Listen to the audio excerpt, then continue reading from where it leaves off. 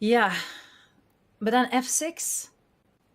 That was my instinct, but yes, I wasn't looking deeply and didn't quite see the complications after b4, and then black having been forced to go into d4. So you know, in a situation of Anisian has already won a set of tie breaks, so I'm expecting him to feel relatively comfortable. If he gets the tie breaks, it's a success for him. So I think he's going to go for an f5, keep it closed. Oh, no. It was my first instinct, David. Trust his instincts, Ivanka. Trust yourself. F6. They're probably f6. just going to transpose after e takes f6 or something, but still, it's Yeah. always an important difference, right? Yeah. No, a very important difference, because one, you have to be ready to draw out your guns, and the other one, you had to be playing a slow kind of maneuvering battle. And f6 indeed forces the pace. And now the question for Prague is, does he embrace the calculations after b4, which I've seen Prague do many a time. He doesn't shy away from a calculation battle. And or does he go e takes f6? E takes f6 feels rather accommodating. I don't Mm-hmm. think he'll be wanting to do that unless he absolutely has to. Yeah. As you point out, this just improves the black bishop, and actually the eval bar says better for black now. Probably not surprisingly, since d4 is coming, open e-file, loose pieces for white. So I fully agree. Like, I think b4 is going to happen. The only other candidate move I see is like knight to f3, maybe just to capture back on e5 with a piece, keep a knight outposted. But I think Prague will want to play b4 just because if the white knight moves, the black knight also gets kind of access back to some central squares. And just to put it on the board, I'm going to predict that Prague might play a move like bishop to g4 to try and force f5 with gain of tempo, just because f5 d4 looks like it actually helps black, maybe with opening up this bishop and black trying to get the bishop pair. And yeah, this is my prediction: bishop g4, although the bar doesn't like it. And if f5, the white bishop drops back, and some tension here, very close position, probably mutual chances, but ultimately objectively level. Yeah. It is subjectively level, but there are some kind of clear things for white to do. I think in those type of situations, you try to change out the knight on e6, because knights make perfect blockaders. So you'd be looking at going knight to d4 just to eliminate the defense there, and then depending on the response that black has, you start targeting d5 also. If the c7 pawn is going to be a liability, you hit that one as well. So it's a quite kind of a nice clear position for white, whereas it's also the same for black. I gotta say, queen to d7 makes a whole lot of sense. If black is allowed to, they'll go c5. d5, d4 is always gonna be in the atmosphere. So it's interesting. It's interesting. Do you go for those clarifications knowing they're also gonna clear the air for your opponent, or do you try to go into those completely murky waters? And that's a decision for Prague. And wow, so this is looking exciting, but nothing at the minute we've seen beats the excitement that we've seen in the game between Wojciech and Fedoseev, because that one already started with black going into full gamble mode, roll the dice, and he went for a line which has a very dubious reputation. And yet, is he getting away with such risk taking? Wow, possibly.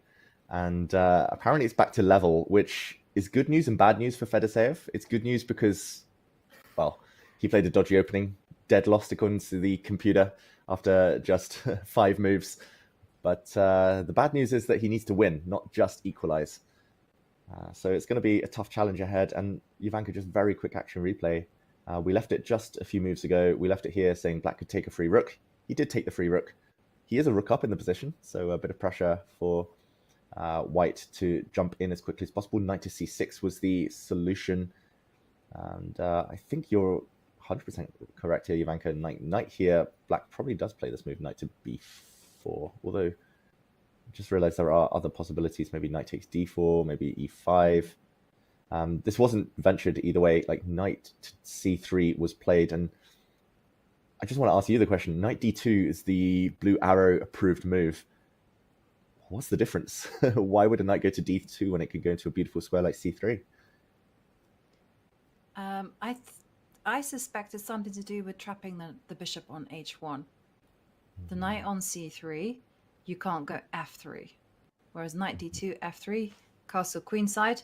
Then as soon as white recovers some material, then I think black is just completely busted. Yeah. But that might not be. That might not be, because knight b4 is still coming. So say if you go knight b4. Mm-hmm. Maybe the white bishop moves somewhere. Yeah. I think you're right. The idea is like f3 and knight e4 to try and utilize this pin.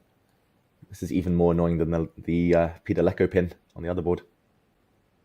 But then the bishop can go all the way back, right? So the bishop gets out of dodge. Okay, so I...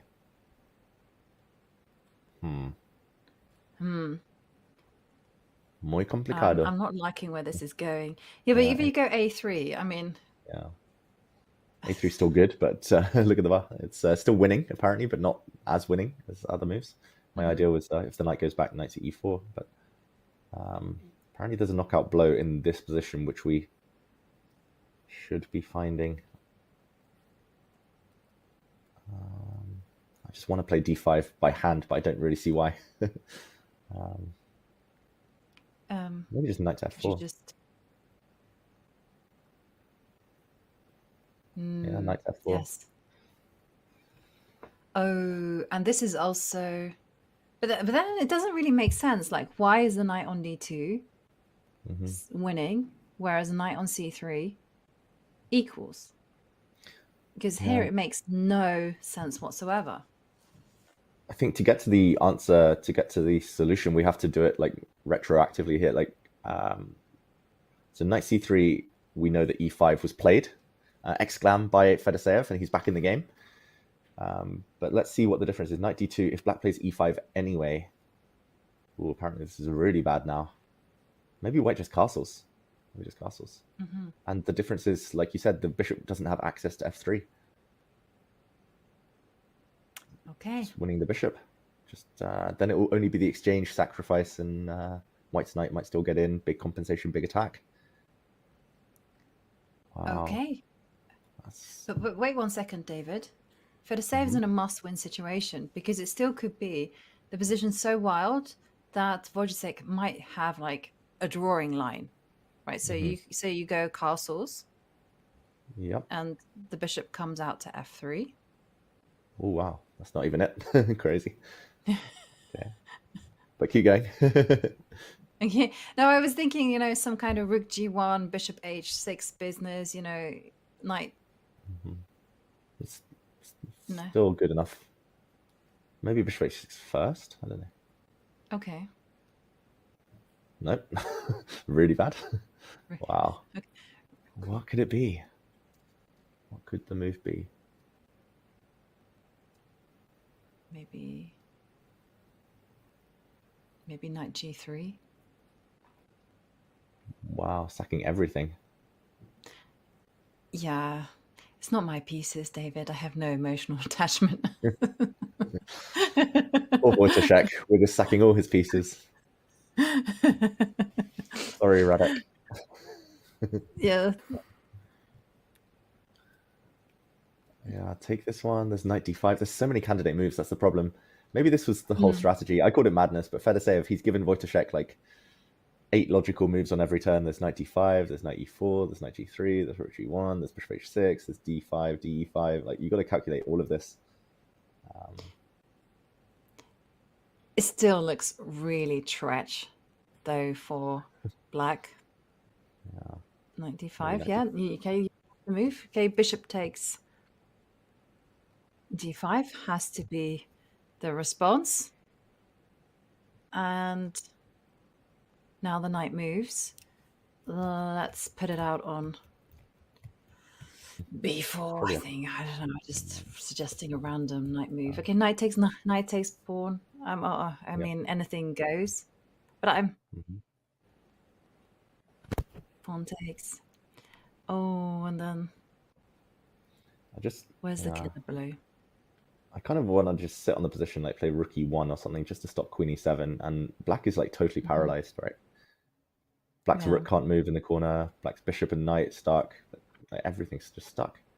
White's a rook down Mm. though, so probably the plan is bishop g6 followed by some kind of rook e8 idea. Um, Also, you can do a rook lift as well. I mean, mhm, like somehow I'm just thinking about ideas just to kind of get at the black king. Somehow I just want to do it immediately, but I love your rook e1 idea. Bishop h6 is still on tap, and the pawn on h7 is something that is going to be bothering black for the rest of his life. So e5. Okay, so what is, by the way, the narrow path to equality here for the safe after castle's queenside, which makes a whole lot of mhm. sense.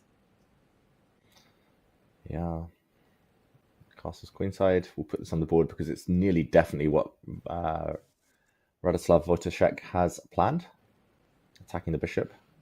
Like if it's not bishop f3, which we just showed, it must be pawn takes pawn. Maybe this is another difference, Ivanka, like the fact that the knight is hit on c3 rather than on d2 where it's nice and safe, snuggled up Mm-hmm. with its king. Um, taking on d4. Now I don't know. Rook takes bishop, knight takes pawn, knight d5 again. So much to calculate. Knight f4 Yeah. coming in. How does white force a draw? At Yeah, least. that's the big thing. You know, maybe the whole situation is that after knight f4, maybe it is just it's there's no perpetual check, so to speak. There's just simply enough play to kind of maintain the balance. Well, it's Mm, massively complicated, and only time will tell whether Fedosev's big gamble has paid off. You know, he's really rolled the dice. We admire such bravery, but it's a dangerous position to navigate as black. Don't try yeah. this one at home. I just want to point out as well this board, which we do see kind of in the background there, it did gather a big crowd just a couple of minutes ago. So the spectators out there in Goa, in India, the fans, they can smell a good game. They can feel it, and this is guaranteed to be very exciting. It's probably going to be one of the first to finish, just judging by how advanced it is and how complicated it is. A lot of the others more grindy, kind of more in for the long haul. But yeah, we'll check back in. Good news for Fedoseev. He's still alive. He hasn't been mated yet, at least. I like how that's the good news. He's not been checkmated for now. It was the first goal in So chess, right? The opening. Don't get mated. yeah, that is true. That is true. I sometimes I remember it was like in the period of the early noughties where I would go through this situation where when I was playing grandmasters, I'd be like, okay, get to move 20, Yofi. Get to move 20 without being checkmated or having a much worse position. And yeah, and I remember once I played a GM and I was so happy I got to move 22 without an inferior position. And then I blundered a piece and I was like, no. And somehow or other, I survived. You'd be proud of me, David. It was a queen against a queen and bishop. And it was the last game Nice. to finish.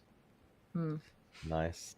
Yeah, fighting spirit, that's the thing. Holding on, having those switches of gears, knowing how to defend. It's important at all levels. And yeah, right now, a lot of interesting games in front of us, Jovanka. I might lead us to a game that's not currently in front of us, but that does look quite exciting. And that's the game of, I think, world number 5 at the moment, Anish Giri.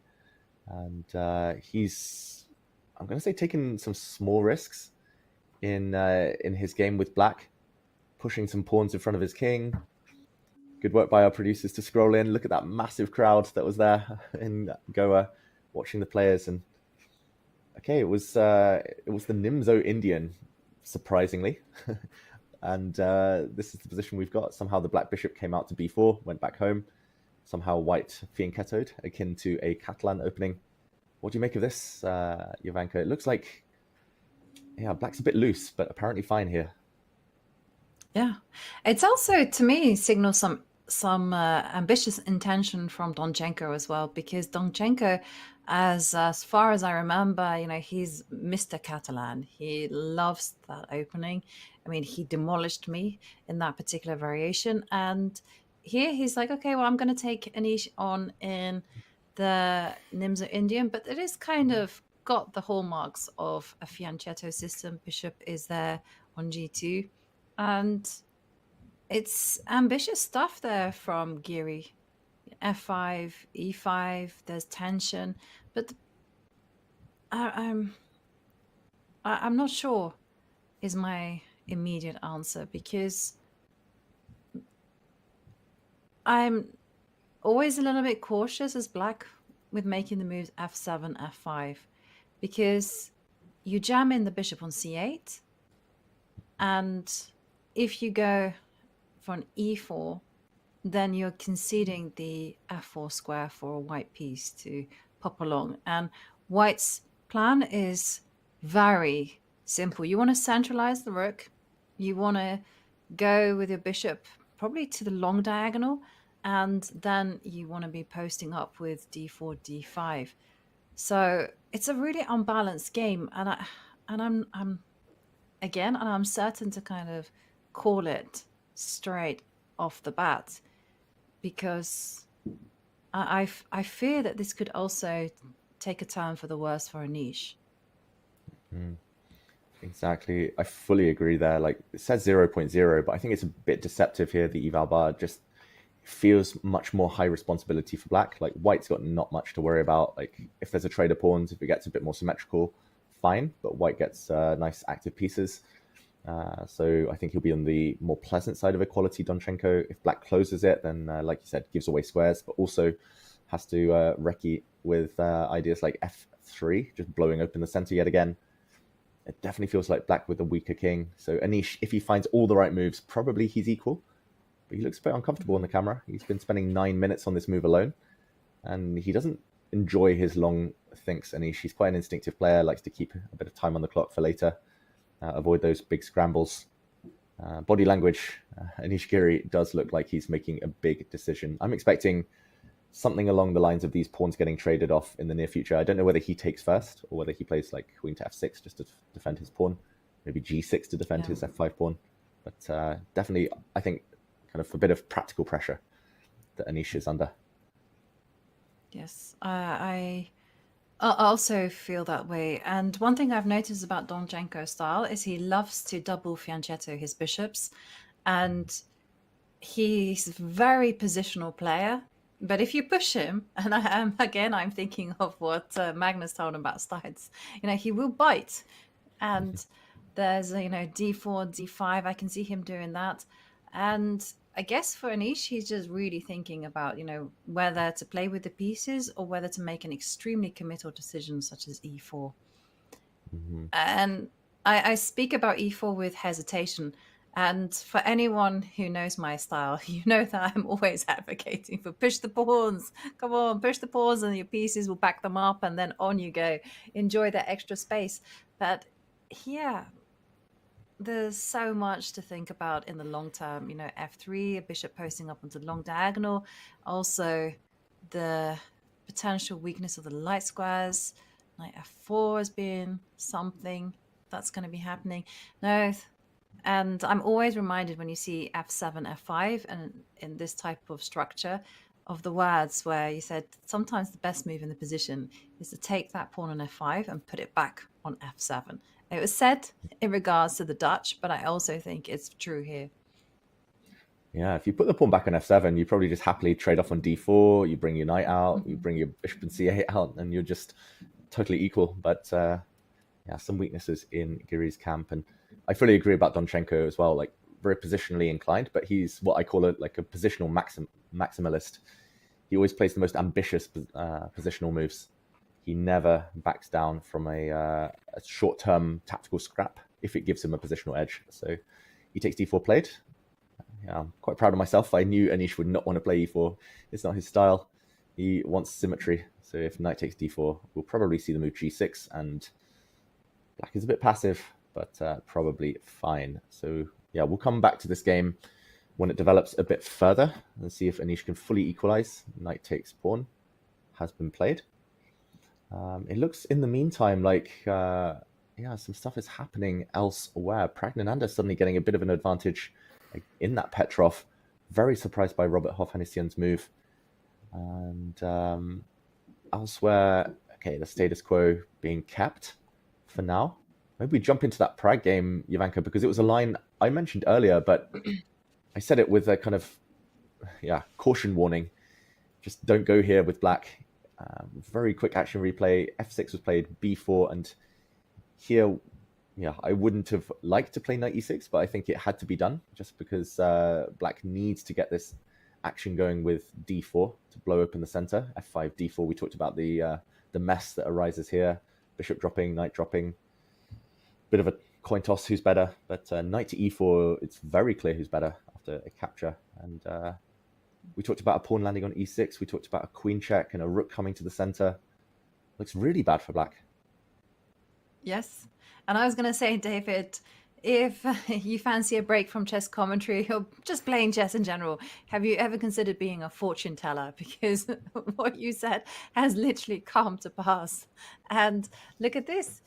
You kind of predicted it as a kind of warning, do not do this. And I agree, you looked at the queen giving check on b3, e6. I agree. This is looking amazing. I loved your queen b3, by the way, because you're just so quick to take over with a rook to d1. A bishop can also post up on c4 if the queen is challenged, so you don't need to be worried about that. Whereas black's constantly going to have to be worried about the pawn on e4. And I think it's an elementary case of whoever controls the open line is going to have the advantage, and white is off the marks there. Yeah, it just looks terrible for black. Like, I'm really shocked Hovhannissian's done this. He rarely makes strategic mistakes, but maybe he just miscalculated something tactically. Queen b3. Like you said, if the bishop challenges, then white can play at the very minimum bishop to c4. And winning a pawn, maybe more. So king h8 and rook to d1. I'm again not sure which rook, but rook to d1. It just looks like white plays like e6 and either gets a rook to the 7th rank or gets a pawn to f5. And either one looks painful for black. Oh, this is so easy. It's so easy as well. White's moves. That's the problem for Hovhannissian right now. Yeah, I think it was just a tremendous miscalculation, misassessment. I think maybe he missed. Could it be that he simply missed b4 and then just assumed that knight to e4 was going to be the remedy when he needed to take that step back and then go for counterplay with the d5, d4 pawn break? Because the resulting position that we're seeing is really, really unpleasant. Yeah, I think you're right. It's definitely some kind of miscalculation or misjudgment here. Like knight e6, he was probably scared of this line, and maybe somewhere like 3 or 4 moves deep, maybe even further than that, he didn't like something, so he went for the alternative. But I would rather go for something messy and complicated with kind of counter chances than something where it's just one-sided suffering. I think Prague's going to win this game, and I don't think he's actually going to have to struggle too hard. I think it's going to be very, very one-sided. And after that mammoth effort in round 2, where Prague had to use every ounce of luck and strength to get past Timur Kubakorov, then I think he'll be welcoming a change of luck like this. And if he wins this one, he walks straight into round 4. Tomorrow will be a rest day for him, and he'll be able to kind of regather some energy. Yeah, I think it's the tension of this type of format, where that one mistake carries with it so much weight. And Prague goes for your move, it makes so much sense. Get the rook to d1, and then the problem is white is either getting a protected pass pawn on e6, or as David says, rook to e7 and rook to d7, and that is going to be very, very pleasant for white. What is black's best defense, by the way? I mean, is it to go king h8 and just accept a rook getting to d7? I think of the two, I would much rather white get a rook to d7 than white get a protected pass pawn. So if you go e6, I would be tempted to go f5. So no pass pawn for you, and I will pray that a bishop. I don't know what I'm talking about. I mean, it just feels so scary. Like you go there and bishop to d4, and then you have to go rook to g8 and grit your teeth and just pray that you can evict this rook from d7 with bishop to c6. Yeah, you asked about the best defensive anchor, and just before we move away from this game, according to the computer, I've turned it on just because I was curious to see how black survives. You're 100% right. Like in this position, king to h8 has just been played. If Prague plays the most natural moves, black definitely cannot allow f5. f5 for white is just winning. Like long term, all endgames are winning. That e6 pawn is just going to be there forever. So black has to play the move f5, and after rook d7, bishop to c8, only way to keep fighting, with the idea that rook takes c7. You have this crazy resource. Bishop takes e6. This is, if he's seen this, Robert Hofannisian, he's a genius. Because after queen takes e6, he played bishop to c5, discovered attack on the white queen, and once the white queen saves herself or trades off, you flick in a check, intermezzo, and the day has been saved. And actually, if anything, black is better here. So he has to hope for this trick, but this would be, first of all, genius if he's seen this, but second of all, there is a flaw to the plan because white has a crazy move, equally crazy, bishop to h5. And I mean, this is wild. Like queen takes h5, rook takes e7, and white's rook is strong, dominant, g7's a target. And if g6, check this out, rook takes c7, piece sack, and once the dust settles, the black king now gets in huge trouble. I think white can try to bring a rook across, or apparently white can just sit on the position, and black is in zugzwang. Wow. b5, put a pawn on a4. Black can't move a single piece. This is going to be the most beautiful line if we get there. Big if, but it's possible. Yes. Because actually, there's one thing I got to say about Prague's position, because it takes a lot of guts. And I think you have to have some fine attacking intuition to actually post up the rook to d7, because you are worried that it can be kicked away with bishop c8, bishop c6. You are worried that once black kind of deals with the pressing threats, then there is going to be some fight back. And once white is pushed back, then the pawn on e6 may simply become a liability. And then black soon takes over the initiative with a strong pawn structure. So Prague is going to have to play with a lot of energy, and he's going to have to be calculating furiously. Both sides are, because what we saw there was some crazy, crazy lines. And it's going to be up to the players whether they go for it. Big decision now on our boards. Rook to d1, e6. Oh, John. This is the kind of drama that we like. Play, which has a whole lot of risk. I'm enjoying this. We're getting the pressure cooker in the playing hall, if you like, where this is the more standard atmosphere throughout a tournament, where you sort of get one, then two, then three games that start to reach a little bit of a boiling point. We're cooking in Prague, Hovhannisyan, as you guys have just pointed out. Pranesh Kaima has been a lot of fun.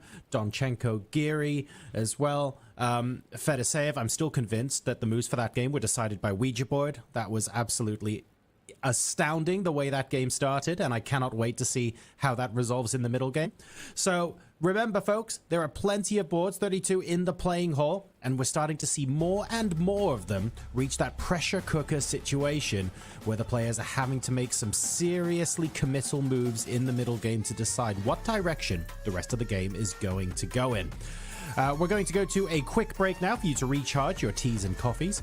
But before you do not forget, we're into November now. It is legal to talk about Christmas as much as I hold off through Halloween. And that means that ChessUp's annual holiday sale starts now. You can get a whopping $100 off your ChessUp 2 using the promo code CHESS. And you might be going, well, fine, but what's that? It's a physical electronic board that syncs to your chess.com rated games, and you can then save them and analyze them on chess.com as well. It's got touch-sensitive pieces, touchscreen, and Wi-Fi, and it supports players of all levels. So if you fancy $100 up and you think that this might make a good gift for someone in your life, !ChessUp in the chat will get you $100 off the retail price until December the 1st, and this will be the lowest price of their holiday sales season. So with that in mind, let's go ahead and grab ourselves a drink, and we will see you in a couple of moments for more action from the 2025 FIDE World Cup.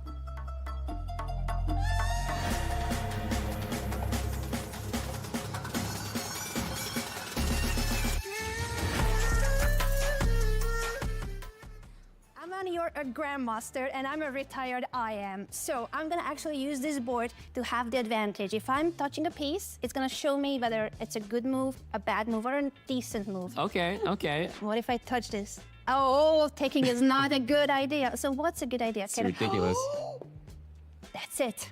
This is ridiculous. I know it. A lot of people fall for that. I know you want to flag me, but I'm just like, I'm gonna go sometimes with my intuition, sometimes with the magic of this board. I think we need to try to bring the pieces back. No way, Aman! Take that! There's just no way this works. I calculated it till the end. I mean, I have to, you know, out of respect for the move. I got it. It's not a good move to take it. Is it queen h6? It's queen h6 first.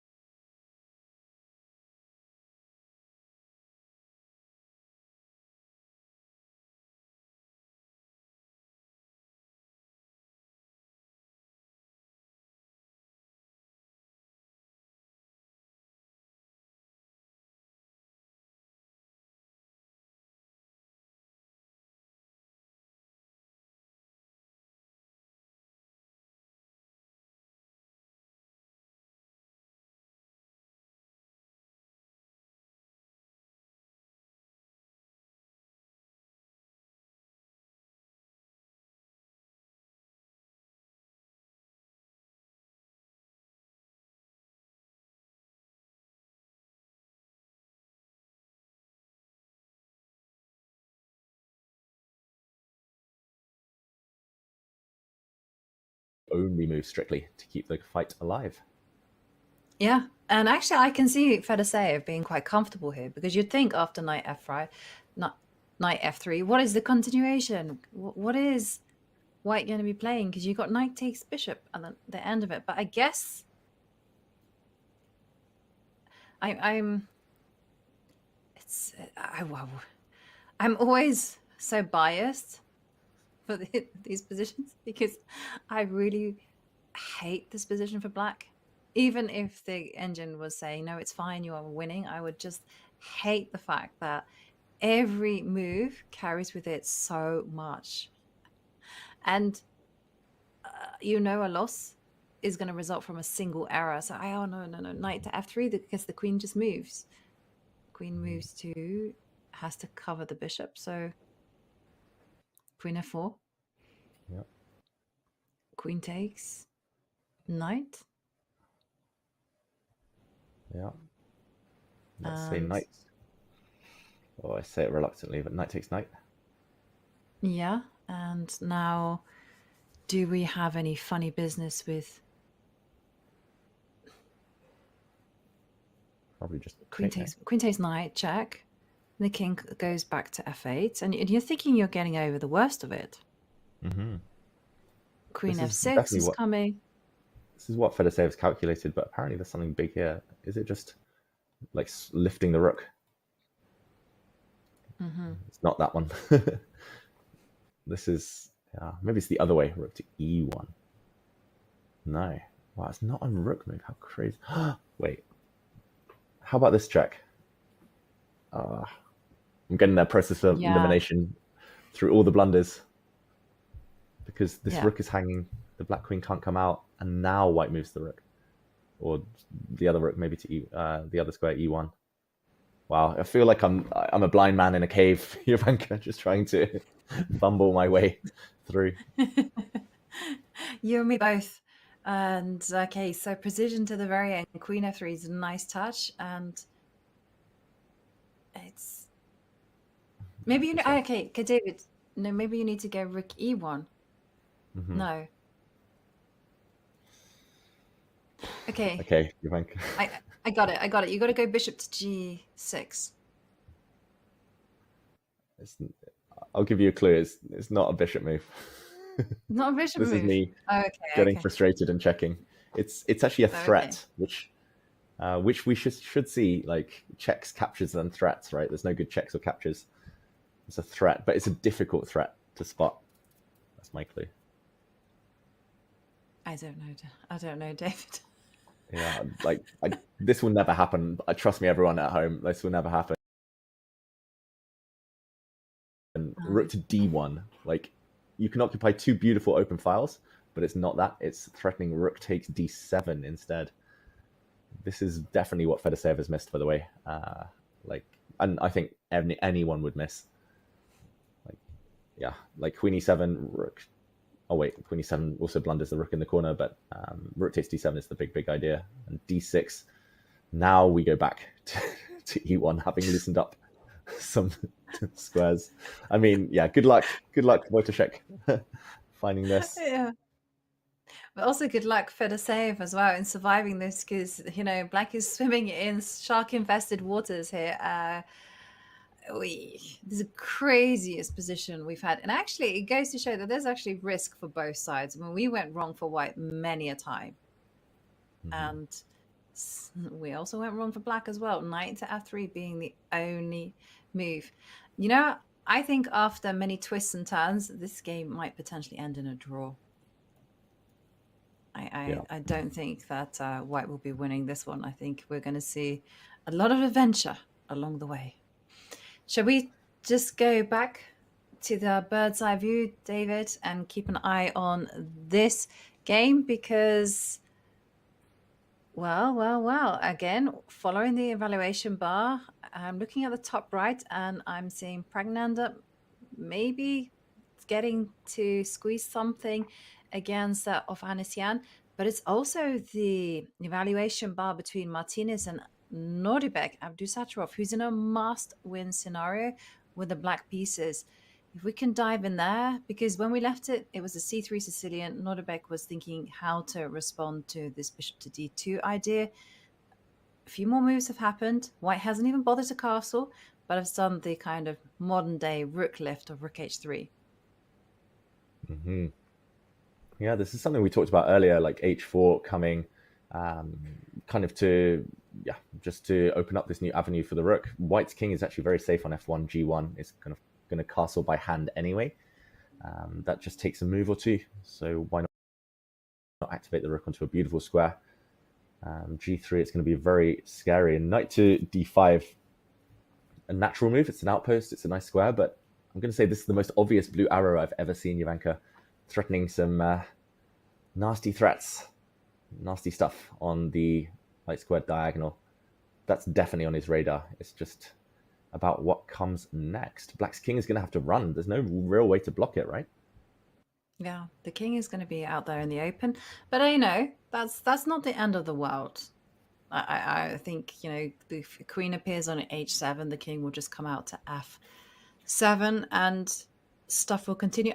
I kind of like this idea of going knight to d5. It makes a lot of sense. You know, the knight is very versatile on that square, you know, perhaps coming forward, but also with an eye of stepping back and defending its monarch if need be. Rook to g3 was also something, I don't know why, I was thinking might be tempting, as opposed to lining the queen and bishop on that battery. So let's have a look. Queen to d3. Let's go for the obvious. Go for broke. Yeah, and I'd be terrified as black here. What moves come to mind right now?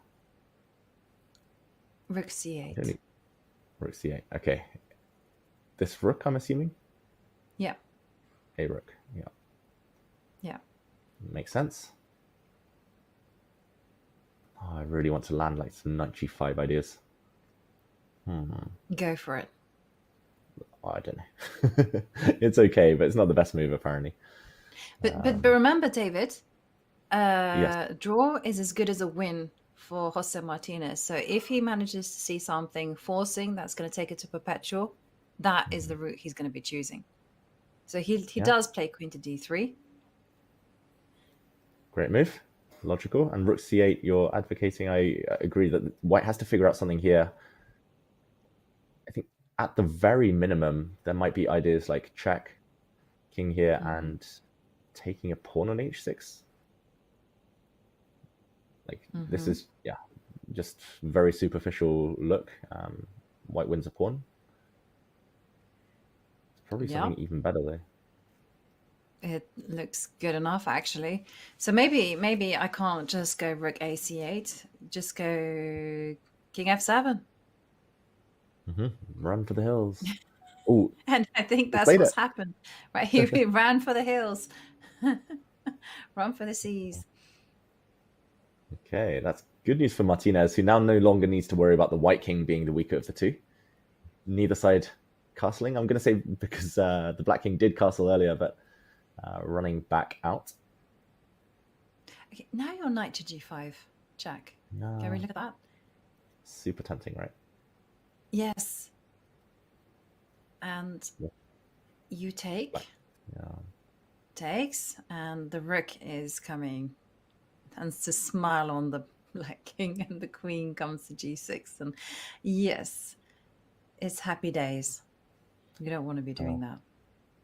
The downside is that black king probably just moves, and I'm not sure what knight g5 actually achieved.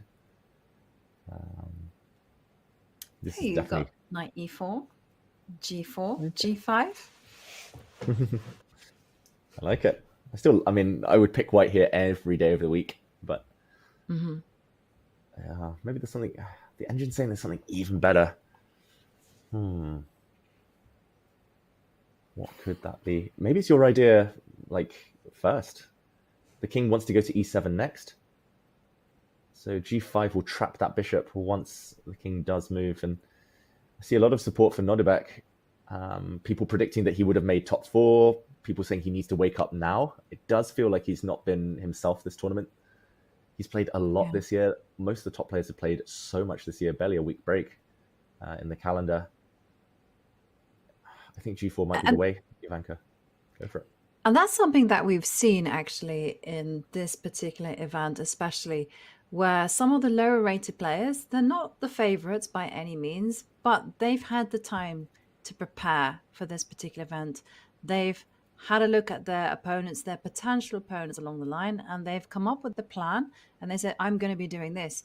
Whereas I remember Vincent was saying that he's played so much chess that he's barely had any time to actually make specific preparations for the World Cup. And that's something which could be in favor of the low rated players, especially those players that I'm thinking are in the middle. And it's something to just ponder about. You see, Jose Martinez was giving an interview where he said that, he had made special preparations for the classical chess. He really wanted to improve that portion of the game. And well, you're going to see the results now. Yesterday, he won with the black pieces, playing a very risky line, but it paid off in heaps and spades. And now it looks like he's doing super well against Nordebek, John. He absolutely is, and he only needs a draw, of course, to make his way through, but he is looking to create winning chances. He wants to make sure he absolutely cements his spot in the next round of the World Cup. He's doing incredibly well. So lots of positions beginning to crystallize a little bit, or at least beginning to look like we know what to expect in the next couple of dozens of moves. What have we learned in the last hour, folks? Never play the French against the spider. Don't give Prague opportunities to sack. And if you're ever in a deep, dark forest with no way out in sight, have a look for and say hi to Fedoseev and Wojtaszek for us. We'll see you in a couple of minutes as the action continues at the World Cup.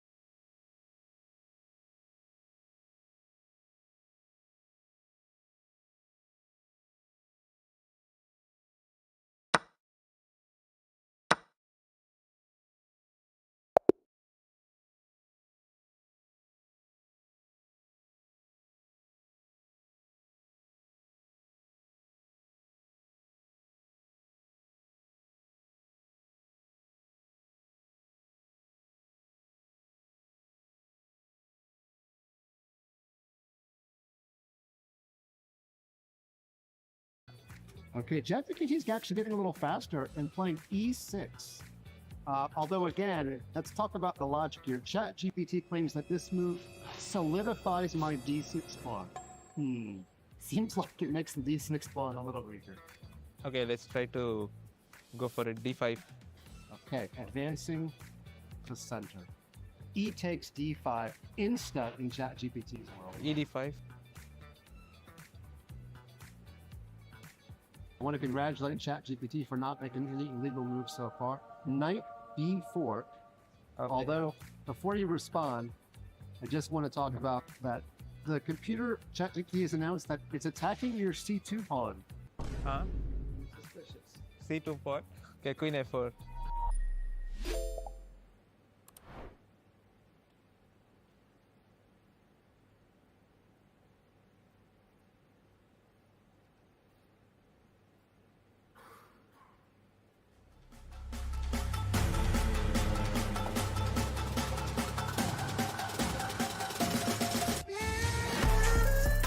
Welcome back to Goa and the 2025 FIDE World Cup. We're at game number 2 of round 3, which means there's opportunity now for all of these players to potentially make it through to round 4 without having to go to a tie-break day if they can score a decisive result today. There are some players who are down and need a decisive result just to make it to the Rapid and Blitz tie-breaks. Plenty going on, and we've had 1 or 2 eval changes actually through the break. One of the games I'd love to direct you guys to is Anish Giri's game against Donchenko. Now, Jovi, I'm going to need a little bit of explaining to here, and maybe it'll be good for the stream, I don't know. This evaluation bar looking pretty strong in Donchenko's favor. I get that if you compare the position, especially of the minor pieces in the knight, white definitely looks like they're enjoying the better position here. But is it really worth that much of a swing? I'm looking at the white's pair of bishops going, they look nice, but they're not exactly firing on anything at the moment. So I'm trying to work out what the next steps are for white here. Over to you. Yeah, no, I can see why you're so hesitant to kind of agree with the evaluation bar's assessment that white is so much better. But really, when you compare every single minor piece that black has, white's is so much better. The knight on d4, sitting center, pointing at f5. When you compare this bishop on f8, literally pointing at nothing. The bishop on f2 is similarly also not doing so much, but is at least better than its counterpart. The bishop on g2 has the potential to dance to f1, to c4, to ask questions of the king. And when we look at the issue of the e-line, well, black has their hands tied because they constantly have to protect the f5 point. So white is going to be the one that's going to be jostling for that control over the center line. And when you kind of look at all of these factors as a whole, and also there's a weak pawn on a5, which I completely forgot to mention. That's also on Donchenko's radar. Donchenko is the only one who can be pushing for a win, and Anish is very much on the reactive. Now, if Donchenko isn't precise, and he makes the wrong kinds of trades, then it's going to be entirely possible for Anish to completely hold this one. It's that kind of advantage. There's nothing permanent here for white. It's just better placement. Yeah, and we actually jump in at what I feel is a critical moment. Black is experiencing somewhat of a traffic jam in his position, especially the knight and bishop that Jovanka mentioned. The black bishop on f8 is blunted right now because of its own rook. The black knight actually wants to use the square on e7 as a launch pad. So, for example, rook takes rook would be a big mistake, I think, strategically, because now the black knight actually gets to a nice central square, kind of mirroring the white knight. The key here might be a bit of a tricky move, a difficult one to make, especially since white just put the rook on e1 a couple of moves ago. But I think white should be dodging any exchanges. Black has no entry points on the e-file. He takes the rook just as I say that, commentator's curse, the move you didn't want to play. And just to go back one very quick second, rook to d1 would probably have been the way to keep the advantage with Jovanka's idea of bishop f1, bishop c4 in the pipeline. Very simple, queen c3, step up, win the a-pawn. That one also in the air, and black can barely move. Like the black queen maybe, the black rooks though have no good squares, the black bishop doesn't really want to move. and the other two minor pieces literally don't have any attractive legal moves. So I think it's a bit of haste to trade off for Donchenko. Really shouldn't have been touching that. Funny that the computer says the top three moves for white, by the way. Rook d1, rook eb1, and rook f1, all to keep the rooks on the board. Yes. It's funny because I think because we came in cold to this position, we had no attachment to the rook being on e1. So when I was explaining things, I was actually thinking might be a nice idea to go rook to d1 and take control of the center, because after all, there are no entry points for the two rooks. So it's different how the player's mind works, right? Because as you mentioned, Donchenko put the rook on e1. He's not going to go rook to d1. That's kind of, he said, I'm put the rook on e1 to challenge it for a reason. So I'm going to go all the way through and follow that whole thinking and take on d7.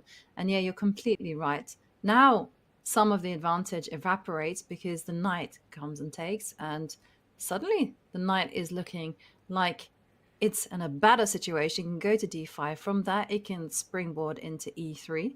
And it is not as easy as it used to be for white. Knight takes played. And I think Giri has gotten out of the waters. Yeah, still some trouble ahead, potentially choppy waters, I'm going to say, because the white knight might now try and reposition to e5 now that the black counterpart, the black knight, has moved away. The a5 pawn still very, very weak. It kind of sticks out. You want to put it back on a7. No real way to defend it. Maybe you push it forward and just sack it. But Giri's still with some questions to answer. I don't blame Donchenko at all. I think that was like a half chance at best. Very difficult to forfeit an open file, I think psychologically, at the very minimum. But yeah, a small mistake there. And Giri, he's very good at defending these positions. He loves his symmetry, no pass pawns. It's all about squares at this point, and he's very good at the positional squares game. So we'll see if Donchenko can carve anything out. But yeah, Giri definitely has survived the worst.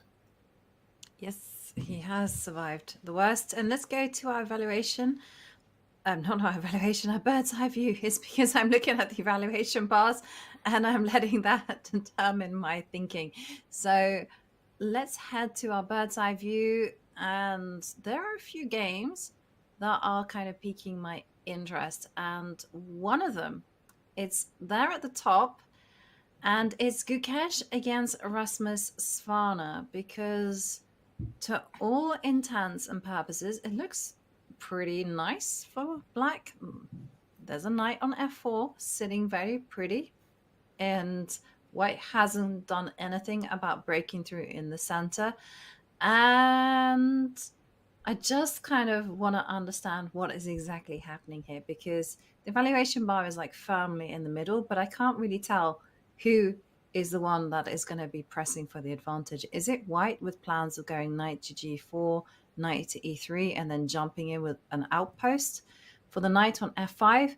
Or is it black who's going to be doing some funny business with a well-timed, I don't know, f5 if allowed, or some kind of h5 again, or if they're allowed, or some kind of advancement? Mm-hmm. Yeah, this is very difficult to evaluate. Like, of course, it says 0.0, the computer. I'm also inclined, because we have like so little information here, like I'm also inclined to look at the clock and say Frederick Svaner is uncomfortable. But to my eyes, it does look like a bit of a dream Italian for black. Yes, the pawn on g5 sticks out somewhat, but beautiful bishop. Like, the reason you develop your bishop to the long diagonal is to stare at the opponent's king. It's still there. Yes, white rook, white rook on a2 defends everything, but no real pawn breaks, no d4, no b4. I think he's very comfortable, Frederick Svaner. Yes. And it is Frederick Svaner and not Rasmus Svaner. Rasmus Svaner is his older brother.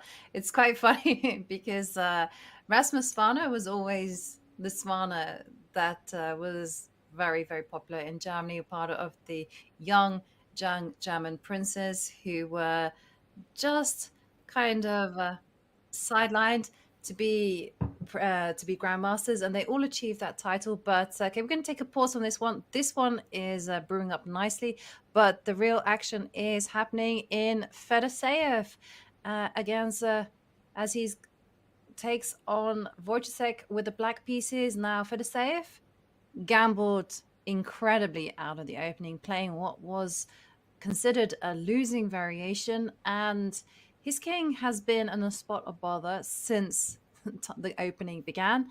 And now the evaluation bar is saying that actually this could be the final blunder of the position, because Wojciech now has a win. Yeah, and it is a bit of a bizarre move, queen to f8. I understand this sentiment. He defends his bishop on g7, and he does create a sneaky threat. Bishop to h6 would skewer.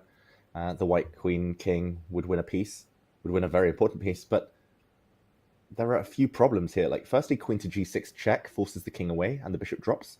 That could be one issue. I also wonder whether white should just be cutting off the black king's escape.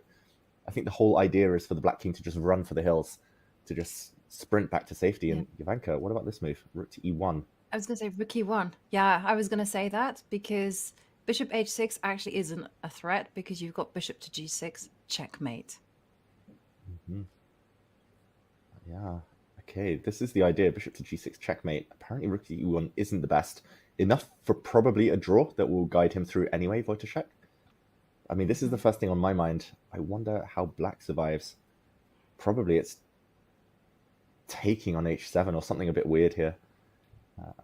But this is one idea. What else? What else could punish black so severely that this is a game-losing blunder?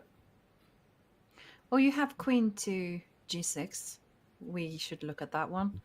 And with the idea that once the king moves, then you take the bishop. Nope. Yeah, the black king's going to run, though. This is what he wants, Fedoseev. And then it's a proper fight, right? It's just an imbalanced position with mutual chances. So it must be something quite quirky. I really want to get the queen to this diagonal so the black king cannot pass back to d8 because the rook will be hanging. But how to make it happen? Wait, is this knight takes f6 maybe? Is this possible? What Bishop about this? h6. Yeah, and I wanted to get a check in. And where does the king go? Up the board. Up, e6. Yes. Wow. And then d6, and then c6, and try and hide on b7. I'm skewered, which doesn't help. Rook to e1. Wow, this is wild. Like rook e1, king to d6, rook d1. Maybe this is enough for a draw though, Jovanka. Like if the king moves, if it's then... enough for perpetual, then that's the way he's going to go. Wow, like all the checks, but the king is hiding in plain sight and probably runs this way now. This is wild. What is the king doing here? King of the hill, as Pratik Kumar points out there in the featured chat. This is what he wants. But whether it's what he gets is another question. Yeah. Okay, Where so is let's the go win? back and where is the win? And just not... Okay, hang on. Bishop to g8. Bishop g6 check. King e8, e7. Rook to e1, rook e8. Wow. That's not even that hidden. Like, No. he's just missed this check. That's just game over. He has to give up his queen, but oh, sorry, mouse slip. Bishop takes queen and the house collapses. Wow, Jovanka, you're right. Just keep it simple. Like, just check, mate, or check, win the queen. Oh my gosh, bishop g6.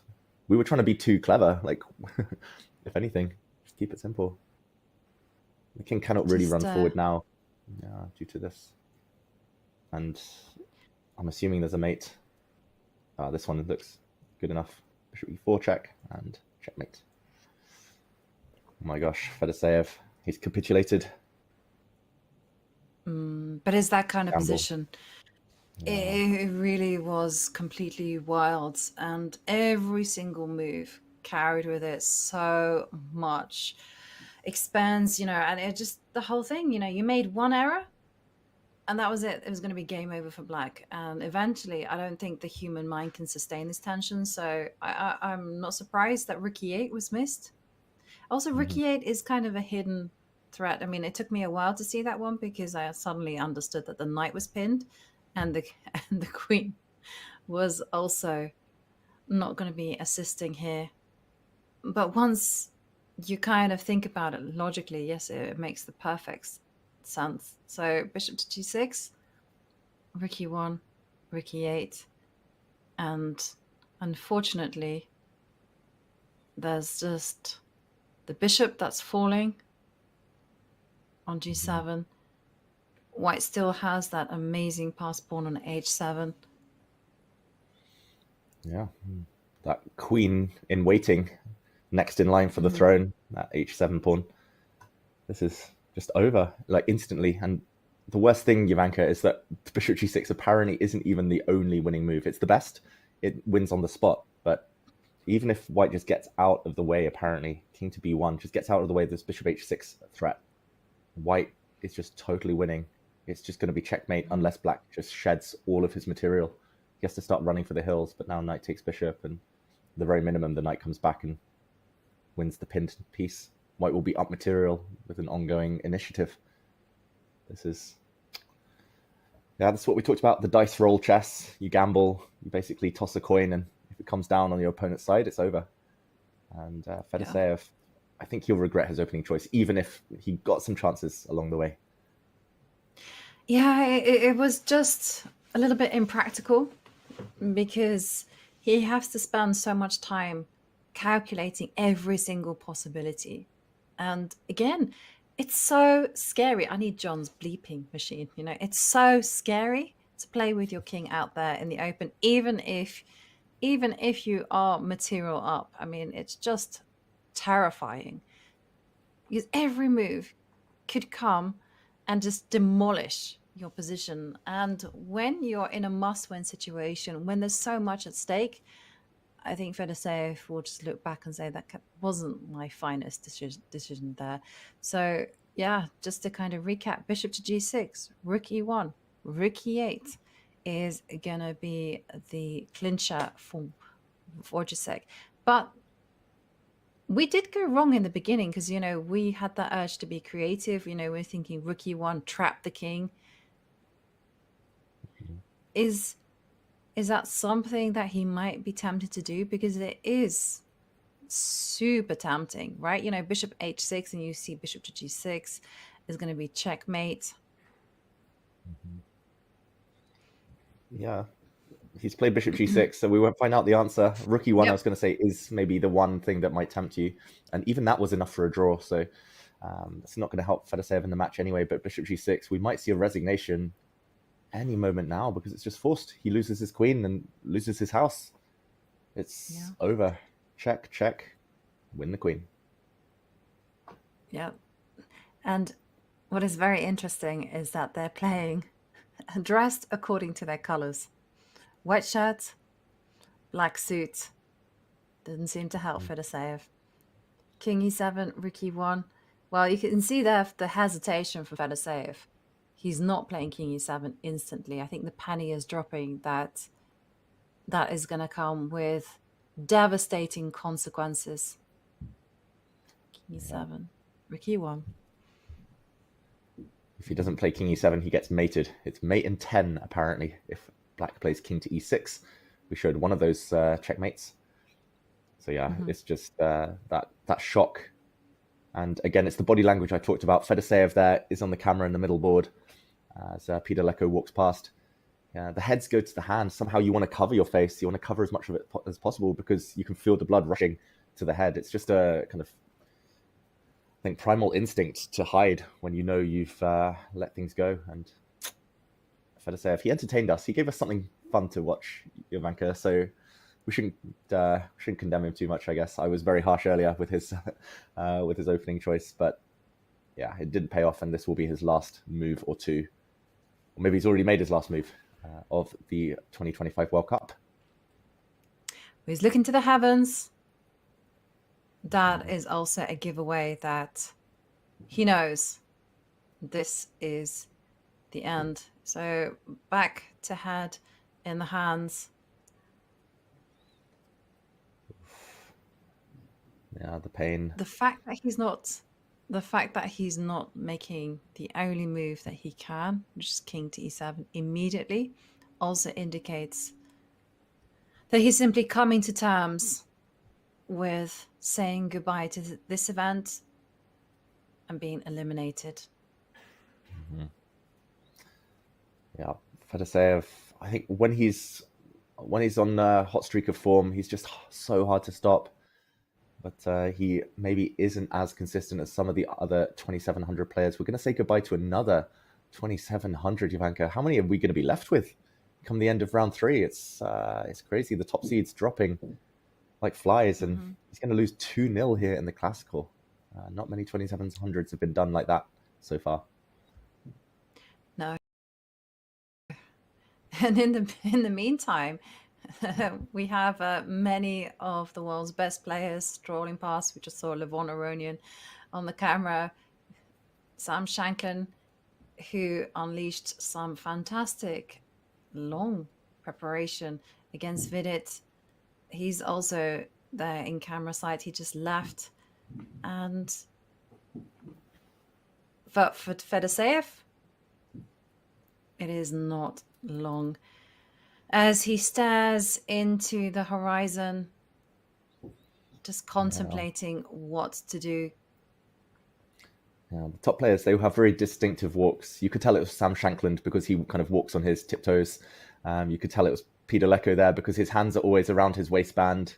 He's always adjusting. He's always kind of hands behind his back, strolling. There we go. It is a stop of the clock. It is a handshake. Fedoseev resigns. Radoslav Wojtaszek of Poland makes it through to round 4. Congratulations to him. What a crazy game that was. It was a crazy game. It was a big gamble, and the players discussing the game. But Wojciech is not alone in round 4 as a draw from Matthias Blubaum against Ivan Semlinski. That means that he also advances to round 4. And players now gathering to see exactly what transpired. Everyone's attention turning to this game. But the result is clear. It is Radoslav Wojciech who advances. And shall we leave these players and go to our bird's eye view? And, well, I think we should follow the cameras and take a look at the game between Vohidov against Arjun Erigaisi, because Vohidov, playing white, has to win on demand. And it looks like Arjun is taking over. It is white to play, but white definitely needs to take care. The knight on e5 is under attack. Also, black might be threatening ideas such as f5, f4, just to blast open the white king side. Yeah, I think there's been a small miscalculation here from Vohidov, or at least maybe it was a kind of gamble he knew he needed to win. It was just a very blocked position. If we just rewind a couple of moves, we did see f5 from Erigaisi, and Erigaisi calculated so well that there's too much tension on this diagonal. Black here creating all the pressure. We saw trader pawns and knight takes e5. I think from afar, Vohidov had potentially missed that after he defends his knight. There's the simple f takes e4, and he cannot recapture due to knight takes b3 with discovered attack against the queen and a hit on the white rook. And black bags some material. And yeah, if he can't get away with that, maybe he has to allow f takes e4. But yeah, whatever comes next, the black queen is soon going to come back to this diagonal. The white queen's soon going to come under fire anyway. And it's the white king that's under heavy pressure, Jovanka. It just looks very, very pleasant for black. And I didn't see much risk. That's the problem here for Vohidov. Arjun's playing just for a draw. Maybe he's going to